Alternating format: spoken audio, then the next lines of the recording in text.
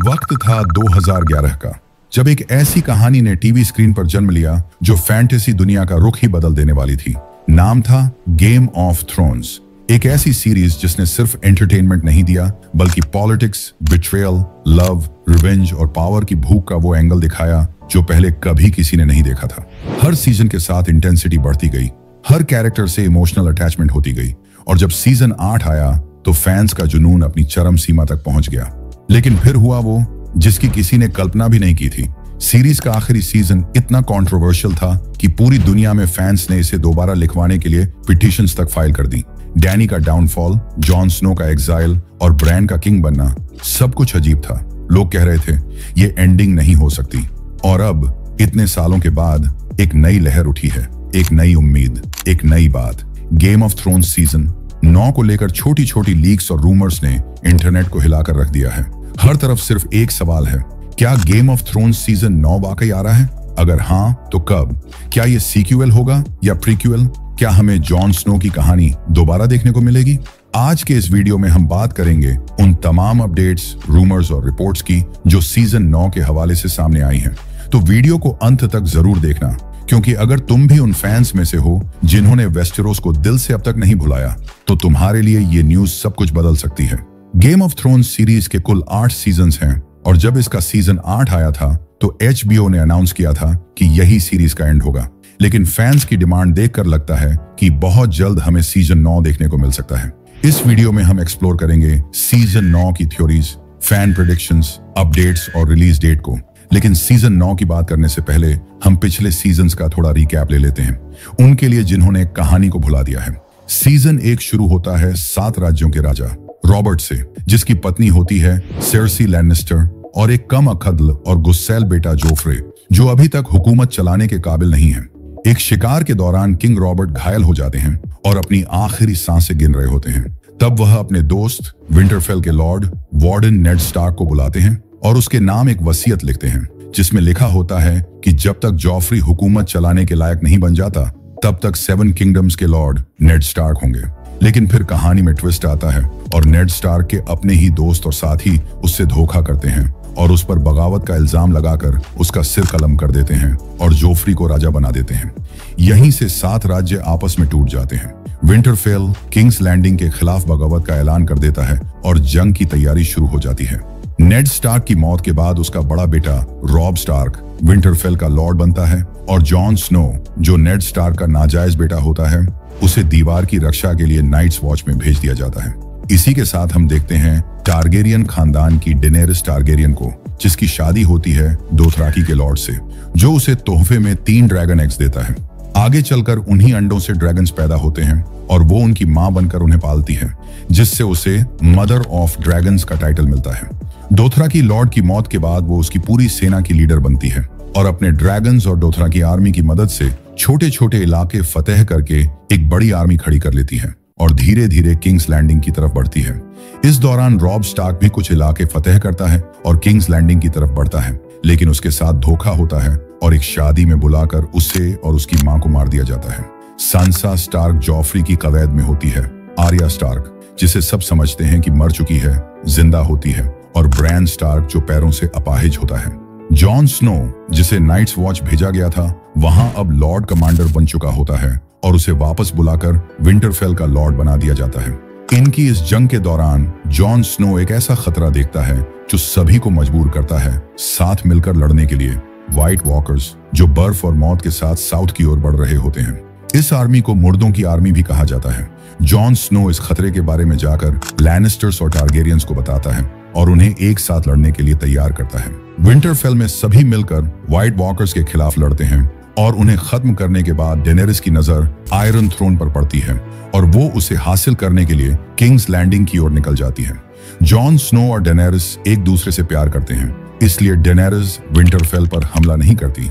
King's Landing में Jon Snow नहीं चाहता कि मासूम लोगों को नुकसान हो, इसलिए वो डेनेरिस से कहता है कि वो ड्रैगन से हमला न करे, लेकिन वो नहीं मानती और पूरे किंग्स लैंडिंग को जला देती है। इसी वजह से जॉन स्नो लोगों की जान को अपने प्यार से ऊपर रखता है और डेनेरिस को मार देता है। उसका आखिरी बचा हुआ ड्रैगन उसे वहां से लेकर उड़ जाता है। सांसा विंटरफेल संभालती है। ब्रैन, जो अब थ्री आइड रेवन बन चुका होता है, उसे सिक्स किंगडम्स का किंग बना दिया जाता है। आर्या नई दुनिया एक्सप्लोर करने निकल जाती है और सबका फेवरेट जॉन स्नो दोबारा अपनी नाइट्स वॉच की ड्यूटी पर लॉर्ड कमांडर बन जाता है। ये एंडिंग, जैसा कि सब जानते हैं, मिक्स्ड रिएक्शंस लेकर आई। कुछ लोगों को क्लोजर मिला, लेकिन बहुत से लोगों को लगा कि कुछ कैरेक्टर्स को बेहतर एंडिंग मिलनी चाहिए थी, और इसी फीलिंग ने सीजन 9 के आइडियाज को जन्म दिया। ये कहानी अभी खत्म नहीं हुई, ये तो बस एक नए चैप्टर की शुरुआत है। एक ऐसा सफर जो शायद HBO के स्टूडियोज के बंद दरवाजों के पीछे लिखा जा रहा है।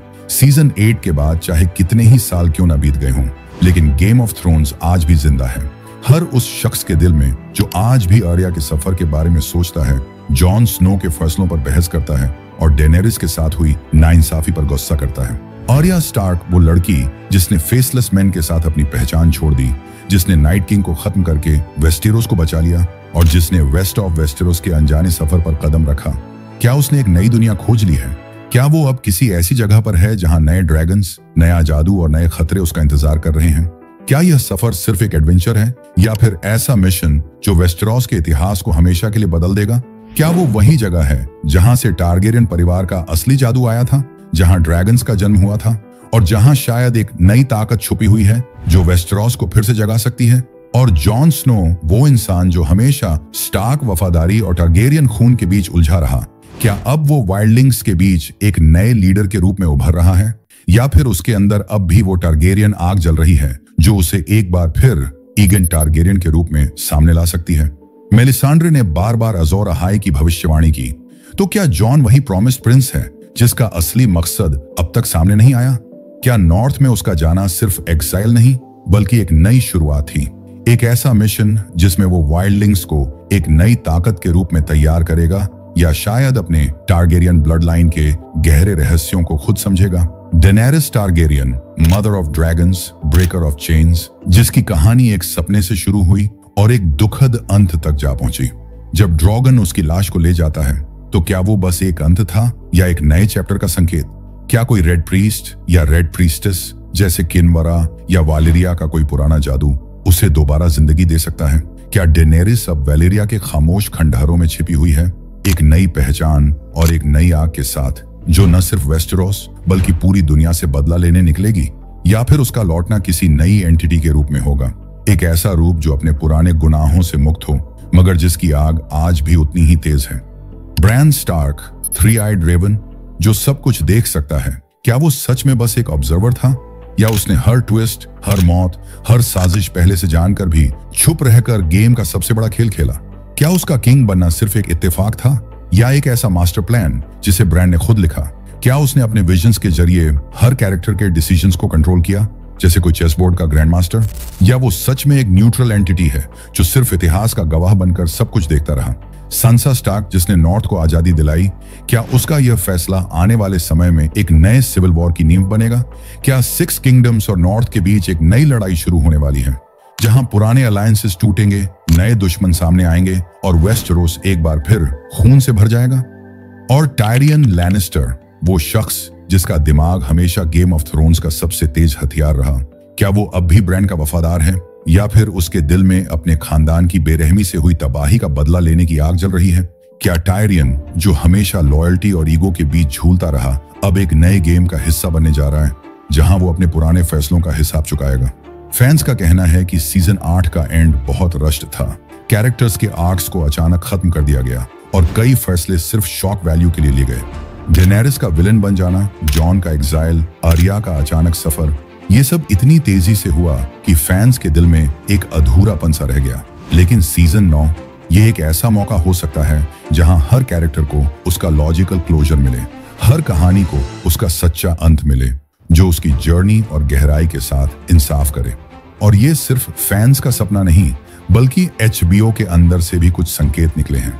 कुछ लीक डॉक्यूमेंट्स, कुछ अनाउंस्ड स्पिन ऑफ्स की अफवाहें और कुछ क्रिप्टिक इंटरव्यूज जो ये साबित करते हैं कि वेस्टेरोस की कहानी अभी खत्म नहीं हुई है। मिसाल के तौर पर आर्या का वेस्ट ऑफ वेस्टेरोस का सफर, क्या ये एक नए कॉन्टिनेंट की शुरुआत है? क्या वहां एक नई दुनिया का इतिहास लिखा जाएगा? क्या ये वही जगह है जहां से टारगेरियंस का असली जादू आया था, जहां ड्रैगन्स का जन्म हुआ था और जहां शायद एक नई ताकत सोई हुई है? क्या आर्या वहां एक नई सिविलाइजेशन खोजेगी या फिर वो किसी ऐसी दुनिया में घुस गई है जहां पुराने खतरे जैसे व्हाइट वॉकर्स या कोई और डार्क मैजिक फिर से जागने लगे हैं। जॉन स्नो की सोलो सीरीज को लेकर भी बातें चल रही हैं। Leak set photos, casting rumours और फैन थीरीज ने एक नई उम्मीद जगा दी है। क्या यह सीरीज जॉन की टारगेरियन ब्लड लाइन को एक्सप्लोर करेगी? क्या यह उसकी असली आइडेंटिटी, उसका असली मकसद और उसके असली दुश्मनों को सामने लाएगी? क्या जॉन अपने नॉर्थ वाले एग्जाइल में एक नई आर्मी बनाएगा या फिर वो अपने टारगेरियन रूट्स की ओर लौटेगा एक नए ड्रैगन राइडर के रूप में? और डेनेरिस अगर वो लौटती है तो क्या वो एक मलका के रूप में आएगी या फिर एक ऐसी ड्रैगन क्वीन बनकर जो अपने पुराने गुनाहों और अपनी प्यास से आजाद हो चुकी हो, या शायद एक पूरी नई एंटिटी जिसका जीवन में वापस आना किसी नए जादू का हिस्सा हो, जिसकी यादें धुंधली हो चुकी हों लेकिन जिसकी आग अब भी उतनी ही तेज हो? क्या ड्रोगोन जो उसकी लाश को ले गया था अभी भी उसकी आत्मा का रक्षक है, या फिर वो अब किसी नए मास्टर के साथ किसी नई जंग का हिस्सा बनने जा रहा है? और क्या यह पूरी कहानी एक बड़े साइकिल का हिस्सा है जहां वेस्टेरोस का इतिहास फिर से खुद को दोहरा रहा है जैसे कोई पुराना गीत जो बार बार दोहराया जाता है? ये सारे सवाल सीजन 9 को सिर्फ एक इमेजिनरी सीक्वल नहीं बल्कि एक जरूरत बना देते हैं, क्योंकि जब एक कहानी इतनी बड़ी हो, इतनी गहरी हो कि वो लोगों के दिलों में घर कर जाए तो उसका अंत भी उतना ही वजनी और मीनिंगफुल होना चाहिए। गेम ऑफ थ्रोन्स सिर्फ एक शो नहीं था, ये एक एपिक था, एक मिथ था, एक ऐसा आर्ट पीस जो न सिर्फ एंटरटेनमेंट बल्कि इंसानी जज्बातों, कॉन्फ्लिक्ट्स और उम्मीदों का आईना था। और अगर इसका अंतिम चैप्टर HBO की स्क्रीन पर नहीं दिखाया गया तो हम गेम ऑफ थ्रोन्स के सबसे वफादार फैंस उसे अपने जहन में लिखेंगे, अपनी थ्योरीज में जिएंगे और अपनी वीडियोस के जरिए दुनिया के सामने लाएंगे। द अनरिटन चैप्टर सिर्फ एक स्क्रिप्ट नहीं है, यह एक आवाज है उन सभी के लिए जो आज भी वेस्टेरोस की हवाओं में छिपी कहानियों को महसूस कर सकते हैं, जो आज भी उस तख्त की तपती आग को महसूस करते हैं और जो आज भी उस दुनिया के हर कैरेक्टर के साथ एक गहरा रिश्ता महसूस करते हैं। तो अगर तुम भी उन लोगों में से हो जो मानते हैं कि गेम ऑफ थ्रोन्स की कहानी अभी अधूरी है तो कमेंट करो सीजन 9 होना चाहिए। लाइक करो अगर ये थियरी ड्रिवन सफर तुम्हें पसंद आया और सब्सक्राइब करना मत भूलना, क्योंकि अगले एपिसोड में हम आर्या के वेस्ट ऑफ वेस्टेरोस के एडवेंचर को पूरा मैप करेंगे, उसकी जियोग्राफी, उसके मिथिकल लोग, उसका पुराना जादू, और क्या यही वो जगह है जहां टारगेरियन का असली रहस्य छुपा हुआ है। उसके बाद हम जॉन स्नो की सोलो सीरीज के कॉन्सेप्ट पर डिटेल में जाएंगे, casting rumours, leaked set designs, fan expectations, और क्या यह सीरीज गेम ऑफ थ्रोन्स है, ऑफ थ्रोन्स के असली एसेंस को वापस ला सकती है। और फिर डेनेरिस को लेकर नई फैन थ्योरीज जो इस समय एक्स ट्विटर पर वायरल हो रही हैं। क्या वो रेड प्रेस्टिस के जादू से वापस आएगी या क्या उसका रीबर्थ किसी नई मिथोलॉजी का हिस्सा होगा?